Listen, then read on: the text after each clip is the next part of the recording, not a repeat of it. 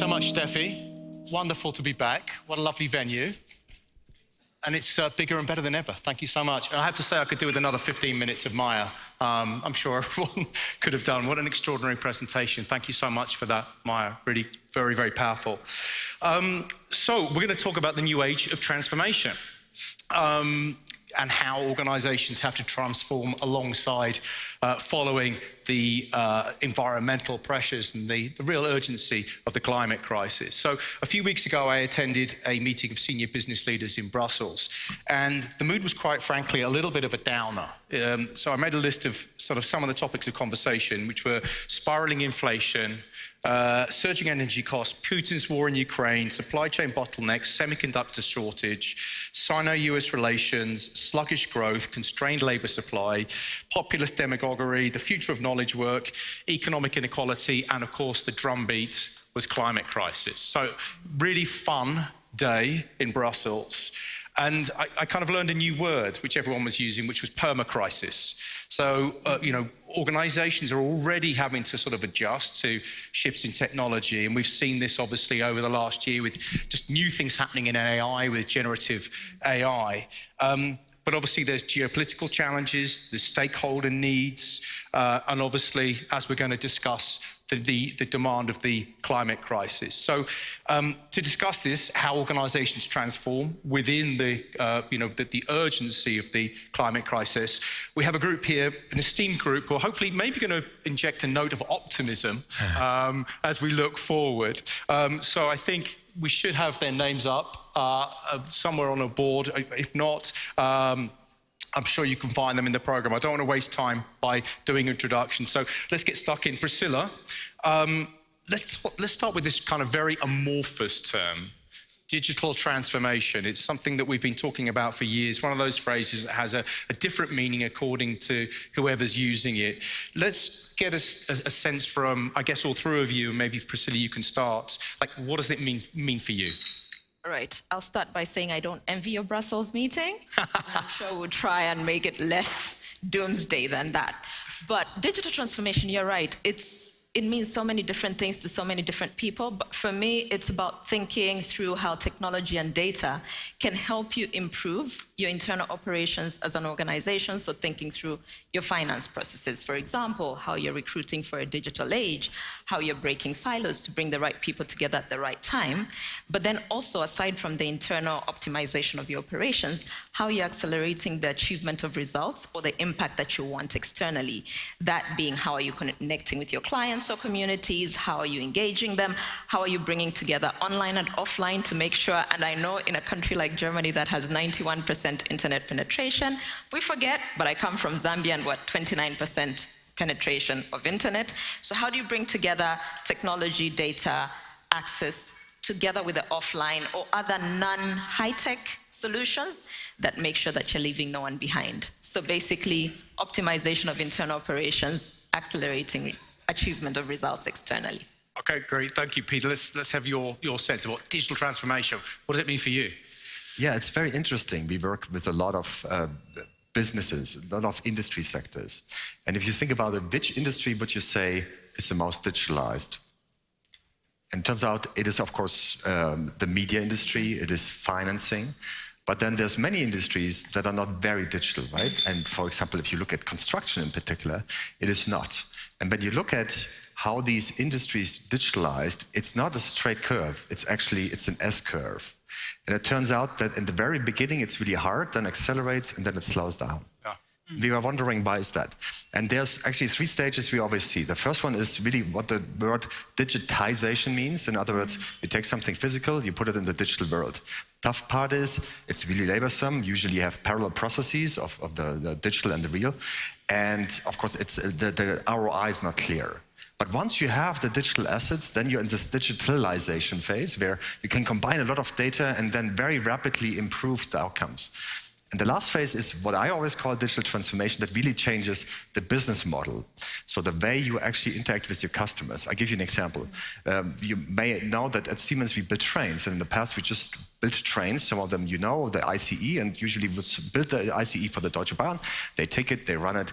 But 90% of the life cycle cost is with Deutsche Bahn. And 10% was with building the train. With digitalization, that changes because we built in sensors, and all of a sudden the 90% that we haven't been privy to, you can look into and can look at, is the train operating properly? And so it turns out the doors are always breaking, so we can improve actually of predicting when the door is breaking. So in other words, digitalization has really transformed the way we interact with our customers also and has strengthened that. So it really is, it starts with digitization, then putting all the data together, but then really at the very end, you start to change the business model too. Okay, so I think we have kind of broad consensus at the moment. Christina, your sense of things? Well, let me add. I think first of all, it's important to see that digitization or a digital transformation is not an option. It's like a business imperative, like every single business will be a digital business, as you say. And this is very much about the technology core, be it data, AI, artificial intelligence. And we call it the digital core of a company that helps to transform, be it to be more efficient, to develop new business models, new products. And that's why it's a matter of survival, even more so as we have seen that digitization and digital transformation helps to be more resilient in times of crisis, not only to anticipate a crisis if possible, but then also to respond quicker and be more efficient. So that's why I think it's actually a matter of survival for companies. Yeah, it actually brings me to sort of a question I wanted to ask you specifically, which is, obviously, Accenture talked about being kind of holistic. How does that apply when it comes to something that's like a highly urgent scenario, like the climate crisis? I think, first of all, I mean, that's a very good question because there is so much change going on, as you say. So I think it's extremely clear that the climate change is one of the questions we have to solve to save our planet. But if you talk to decision makers today, they would add a lot of very urgent challenges as well, like the supply chain, availability and reliability of energy, price of energy, changing consumer behaviors and purchase power due to inflation. And I think what holistic means is actually balancing all these transformations that have to go on simultaneously. Right. And I like to think of it like, I like a quote of Albert Einstein who says, like, life is like a bicycle. You can only balance if you move, if you continue to go. And I think it's pretty clear that today it's not just about moving, it's balancing, and the road is bumpy. You called it a perma-crisis. You constantly have to rebalance, reprioritize, change direction, find a new balance. And I think this is like holistic means be very balanced in the transformation that you do. So what you're describing is really multiple transformations kind of happening at the same time. Peter, if I can come back to you, please. Just this coupling of digitalization and technology, why are they so strongly linked for you? Obviously, digitalization also means a lot of use of resources, mainly energy. Like, can you just kind of bridge that for us? Sure. Yeah, we talk a lot about decarbonization, and obviously many have before today. And it starts really with actually knowing. So today we argue it's about 50 gigatons of CO2 that we emit. How do you know? I mean, if you take all the readings, of course, these are all mathematical models and some estimations and so on, but we simply don't, really, because we don't have the transparency at all. And so in my belief, you only can improve what you have measured. So digitalization helps you big time to understand your baseline. And that means for all the products, services that you provide, you need to understand of where you consume your energy, how you drive this down, and how to be more efficient in your resources. And so it's paramount that you do this in a digital way because you take all the accounting on your value step, but usually we see, implicate the manufacturing side, there's at least 10 steps in the value chain. So if you really want to come up with the end product, you need to do all the calculations and really put this all together. There's no way on earth that we can do this manually.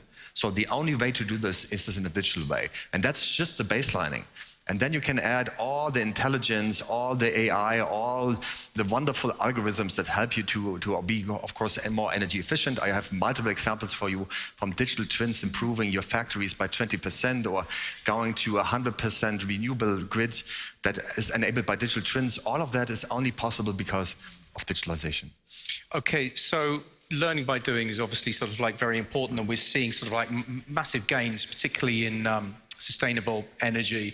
But transformation isn't really just about technology. Priscilla, if I can come back to you, it's also about culture. And that's a huge part of it, maybe one that we maybe sort of like slightly underestimate when we're thinking about it. So all organizations obviously need to shift culture. They need to think about how they're going to upskill their workforce for a digital age. They need to ensure inclusivity around technology, space for experimentation. How do we build all of that in, and we're trying to sort of build sort of like inclusive spaces where everyone can benefit from this transformational? I wanted to go back a bit to the analogy that Christina shared, because I absolutely love that it's about rebalancing, changing, shifting. Yeah. And so some of what the organizations need to do is do, like you were saying, a baseline, even for digital transformation. Where are we at in terms of our maturity levels? And I really wanted to add to the first question you asked, and we had this conversation before this, that digital transformation is constantly going on. Like, where's the end goal? Where do we say we've now achieved transformation? But at Greenpeace, for example, we like to think of it as we want to become a digitally mature organization. Yeah. So our digital transformation process is ongoing, but we need to be at a level of maturity where we understand that if new technologies, new digital products come on, how do we take advantage of them really quickly without struggling and figuring out who to bring to the table? Which brings me to the culture question, which becomes very important. How are you recruiting in a digital age? We have a lot of 10 years of experience and 5 degrees, including a master's and a PhD. We no longer do that, at least in the technology department. Right. We don't ask for any degrees. So how are you hiring for a digital age? Because a lot of people are self-taught, summits of interest. How are you making sure that the science lab of Greenpeace is talking to the HR, for example? Sure. How are you bringing together teams? So culture does play a big part, and we're really looking at it in terms of all of that. Space for experimentation. Everybody's busy. It's a climate crisis. Nobody has time to sit and experiment because we're running out of time. I think we've heard a lot of sessions just today alone about how we're running out of time. But how do you create a culture that still enables that? So I do agree that culture is usually underestimated, and I always tell people that technology is solved, it's the people where the challenge stays. So Christina, I want to come back to your bicycle. Is it possible that digitalization and decarbonisation can actually act to kind of accelerate the other, so there's kind of almost like a flywheel operating? Yeah. Yes. I mean, this is like, that's a very short answer, I know, but I strongly believe in what we call a twin transformation in Accenture, meaning that the digital transformation accelerates the decarbonization and sustainability trends. So we've just recently done a study that actually shows that by being very much focused on applying digital technologies, as you said, like on a digital twin in manufacturing, then on smart buildings, on smart mobility, as well as smart buildings, that's actually an opportunity to contribute between 25 and 30% of the CO2 emission reduction that we have to do until 2030. And that's net, by the way. So obviously there is energy consumption by digitization, but there is an extremely positive net effect of digitization on CO2 emissions and footprint. Right, so just thinking about that, parking that for a second, clearly what everyone's kind of been discussing to some degree is kind of like breaking down these organizational silos. And Peter, I'm going to come to you now. How do you see, obviously we think about sort of like breaking down silos in order for, teams to kind of collaborate more efficiently and innovate. How do you see that developing as we move forward? And sorry, I'm going to use the M word, as we move towards this industrial metaverse. Like, how do we accelerate that process, specifically within industry? Yeah, it's a fascinating question because the idea of the metaverse or the Web 3.0, so really the evolution of the web as we know it today, is actually being decentralized. In other words, to really cut out the middlemen. And we know today the middlemen, the platforms, are the ones that are incredibly powerful and incredibly rich. And the question, the idea is, of course, is actually to have it more decentralized so that everybody is talking to each other and thereby adding additional value to the economy, right? Adding it back. So the metaverse is, of course, it's a very big word, is really a combination of many different technologies. So there's AR, VR, there is, of course, all the compute that goes into it. There's the infrastructure, there is the game engines or the rendering engines. There's the software that comes with it, and it could go on and on and on. This has to work together seamlessly in an interoperable and open way. And this is why we firmly believe that the future has to be open, so that you share openly your standards, that you share openly your data with others in order to build upon that. And I think we've seen some very successful business models. Unfortunately, many of them are closed. Of course, they create a lot of value for the very company, but not for society. So we really believe that the path with the metaverse particularly is, it needs to be based on open standards. Okay, so that's interesting. That's a good way into me asking you a question, Priscilla. I'd love to get into with you around, clearly, you know, Greenpeace is a campaigning organization. You've got to think about the values of your supporters. You've got to think about how you intersect with the values of those supporters as a technologist. How do you think about balancing this kind of legal and moral aspects of it? How do you think about working with, you know, Peter was just talking about interoperability and open standards. How do you think about working with the big platforms? But it's hard, very hard to work around. Very, very hard. That's one of the biggest questions we're grappling with. And we did do an assessment of what would it take for us to move away from all big tech. And we realized there's no way we're continuing our campaigning if we move away completely. So the decision we took is, first of all, we've always had a policy where we make sure whoever we're working with at least has a sustainability policy that makes sense. There are some big tech companies that would love to work with, but when we look at their sustainability sort of policies, they are mostly greenwashing. They're claiming to plant trees, and that's as far as they're going. And then they're gaming the ESG score by increasing maternity leave, for example, but not decarbonization. So we won't work with organizations like that. So we assess every single vendor that we work with. Secondly, we have done the assessment, like I said, of what can we do? What can we afford to move away from? Based on what our supporters are saying, what can we afford to move away from, and what do we continue to work on moving away from? And this also means investing in the smaller open source platforms for engaging supporters that might not be so popular at the moment, but will definitely grow, because a lot more of our supporters are questioning, for example, why is Greenpeace on Facebook? What are we doing there? And they don't like it. Sorry to name Facebook, but that's what our supporters are saying. So part of our job is trying to figure out how do we move away in a way that still allows us to do our work. But also the most important is thinking about the privacy, you know, the respect that we have for our supporters. So it's a very big question, but we're definitely making sure that it's one of the priorities in our digital transformation strategy. I'd love to go back, Peter, to really, you know, you were talking about open standards, interoperability, and that was the future of the M word. Let's maybe talk about the role of government in this, in sort of like regulatory frameworks. Do you currently think that they enable speed? Do they enable scale in the way that you'd like them to in order for us to get to where we'd like to be? That's a very big question. I think it's 1 minute. Okay, so it's really hard to generalize, but let me give you a few thoughts on it. Lately, in particular here in Europe, we've become kind of the champions in regulation, and we have done good in GDPR, absolutely. But please don't take it as now we have to regulate everything. I give you the EU Data Act, the EU AI Act, everything that is coming. And it really doesn't differentiate in what is machine data, what is human interactions created by humans. So we are getting a little bit too much ahead of us in that respect. So in particular on the digital space, I know it's well intended, but I think it's getting far beyond. While on the other side though, if you think about what we want to do here in Germany, by 2030, we want to have 15 million electrical cars on the road. So back to the question, how can we actually cut back regulation or change regulation such that we can build more windmills? And it is economically viable. The technology is there.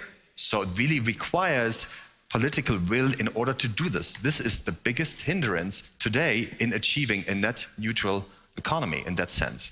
Second is, if you think about it, all of us have range anxiety nowadays, so hence you have to build up the infrastructure. I think government is good at actually providing infrastructure that is at use for a larger population, where not the individual has the will to invest into it. And really putting the focus on these things that create network effects and really helps to propel these industries, in particular when it comes down to decarbonization. I think there we need more. On the digitalization, I'm not quite sure. At least in the industrial space, I think we need less.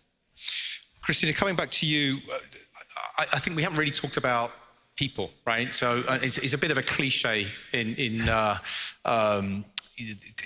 organizations, and particularly around technology, to talk about the kind of like the war on talent. You're clearly working with lots of organizations. And it's a real concern, I imagine, all the way up to board level, at CEO level. How do you think about organizations building this talent engine so that they have this kind of pipeline of talent that they've recruited, they've onboarded it seamlessly, they've helped to develop career paths, they've built skills?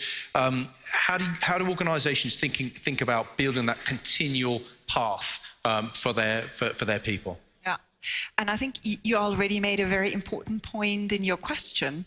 It is, first of all, it's a board topic. Yeah. It's no longer a topic for the CHRO to solve. It's the entire board. It's a leadership question. And I think what is so important is get that mindset, like being a talent builder and not a consumer, like take in people and then have them work for 30 years. It is very much about creating the opportunity to constantly skill, to learn, to be flexible, to take a new job, to also have like a personalized working setup, especially now as we come back from remote working, and creating that culture of appreciation of diversity. I think that's so important. And what I'm also very much focusing on recently is how do we broaden the talent pool? How do we move away, especially as Germans, from that a certificate makes sure that this person is able to do that specific type of work? No, it's about filtering in people instead of filtering out. So hiring for attitude and willingness to learn, and then constantly reskill, which means also bringing in people that in theory and along our theoretical checklists wouldn't fit. Yeah. Which also, why do we have 20 different categories and requirements for people to do a job? Isn't it maybe 4 or 5? Yeah. So that scares a lot of people. So let's be more open about the talent that we can bring in and then constantly skill and reskill. That's interesting, because I was echoing what you were saying earlier on, Priscilla. So we don't have too much longer. So I just want to, a couple more questions, if I may. Priscilla, firstly, one for you. Data. Can't believe we've not talked about data. How do we ensure that all our teams have the right data and the insights to enable them, obviously, to have that kind of, to increase the internal operational activity, efficiency, but also to accelerate that external impact? So how we're thinking about it is making sure that the data team is not a team that sits within IT by itself, right, and making sure that every team owns their own data. So HR own their data, campaigns. You have the campaigners that are not interested in looking at that, but they're climbing buildings and whatnot. But they have a campaign insights team that's embedded that makes sure they understand the business of campaigns, are owning that data, but then that data as a product to avoid silos. So the campaigns insights team is responsible for making sure everybody else that needs that data gets it. Because otherwise, if you have it in the different units, then you create brand new silos. But how do you create data as a product that is accessible and somebody has responsibility to make sure it's being used? Thank you for that concise answer. So we've got about a minute and a half left. We've got a final question. I'm going to come to all three of you, if you don't mind starting us off, Christina. So really kind of achieving our goals as organisations and also tackling the climate change, it's sometimes been kind of, it's clearly like something that we can only achieve as kind of like with multi-party cooperation. In the past, we've always kind of seen it as zero sum, as like we either do one or the other. Today, obviously, we all understand that it has to be multi-party cooperation. Do we need to sort of slightly reframe this so that like, everyone wins, Christina? How do we think about that? I think that's the $1 million question. I think it's very much about having a 360 view on how we have to transform and the different changes and disruptions we have to master, and a deep understanding of the many capabilities and skills that can be brought in by many different parties in a society and an economy. So I think that's that new mindset that will help us to move to the next frontier. Peter? Well, you know, you started this whole conversation with being optimistic, and we are. And here's the reason why. We believe that there's so much technology already at our disposal, as I said earlier. Honestly, many of the things that we have to solve, the technology is there. For what it is needed is actually the infamous burning platform. And so if you look at crises, they are a means of really getting going, and they instill a sense of urgency. So if we do the right things and if we draw the right lessons, as we do right now, and really thinking about how can we advance our energy transition, for example, here in Germany, then we have taken the right steps. And I'm very optimistic in that sense that we can do it. It just requires the will of everyone. I think to add to that, it's about understanding that climate change affects all of us. So we all have to win, otherwise nobody wins. And so Greenpeace looks like we're fighting everybody, but we're really fighting for the planet. And we have conversations, for example, with our Greenpeace Japan office, talking to Toyota and having very good conversations about the way forward. So it's understanding we're not fighting each other, but all of us fighting for planet. That is a really great, optimistic line to end on. Thank you, all three of you, so much. I, for one, feel uplifted. Thank you. Thank you. Steffi, over to you.